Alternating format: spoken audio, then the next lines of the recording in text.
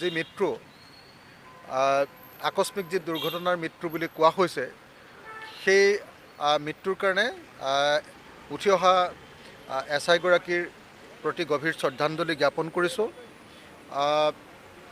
তেখেতৰ পৰিয়ালৰ প্ৰতি সহমৰ্মিতা প্ৰকাশ কৰিছোঁ।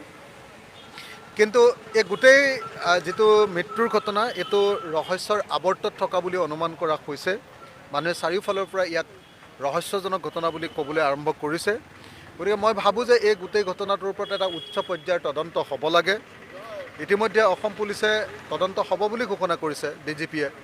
কিন্তু মই ভাবোঁ যে এনেকুৱা ধৰণৰ নিয়ম মাফিক তদন্ত সদায় হৈ থাকে, কিন্তু কেতিয়াও কোনো গোচৰৰ সৰ্বশেষ এটা ভাল সিদ্ধান্ত কেতিয়াও আমি নাপাওঁগৈ।